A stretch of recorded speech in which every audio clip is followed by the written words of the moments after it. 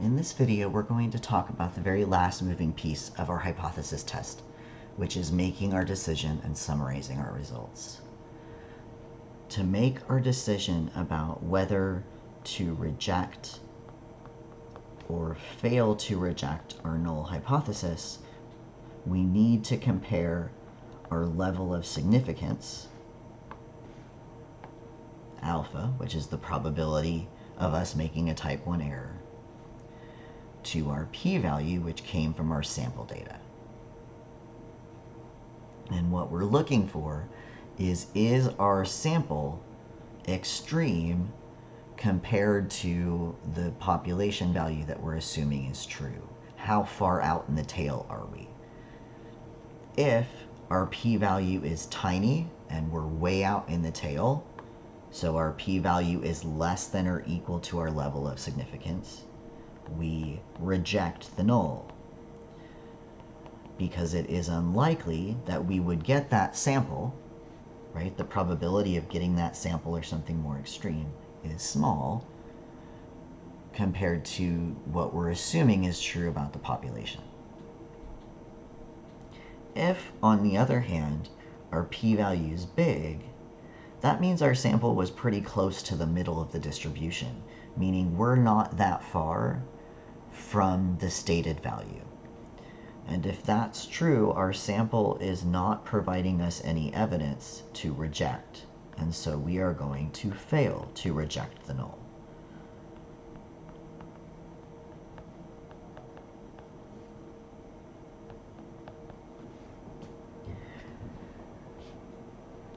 Typically, what you will see is you will see us write one of these two statements, p-value less than or equal to alpha, or p-value greater than alpha, and then reject or fail to reject.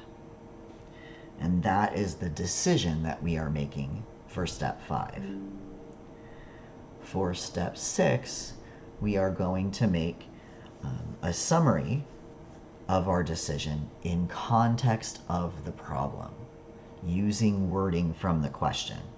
We're going to take that decision and rephrase it in terms of what the problem was talking about. So, if we reject the null,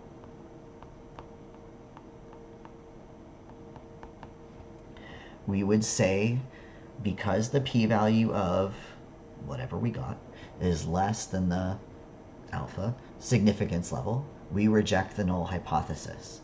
There is sufficient evidence to support the claim that, and then I am going to summarize the alternative hypothesis using words from the question.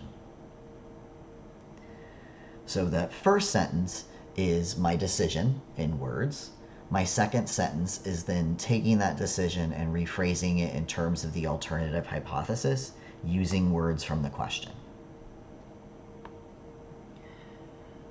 If we fail to reject the hypothesis,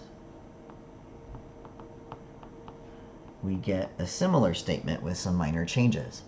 Because the p-value of blank is greater than the significance level, we fail to reject the null hypothesis.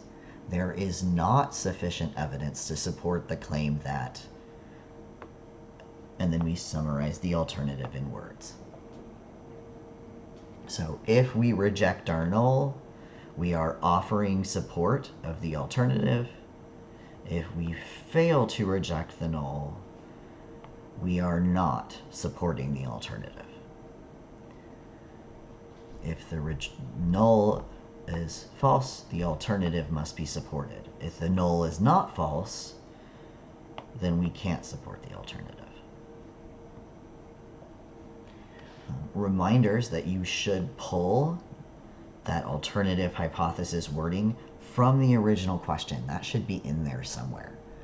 We're just pulling wording from the question to put our decision in context. So we've covered everything that we need to do for a hypothesis test. The remainder of our videos for this week are going to be examples of each type of hypothesis test. If you have any questions on what we've done, feel free to send me an email or drop by office hours. Otherwise, I'll see you in our next video.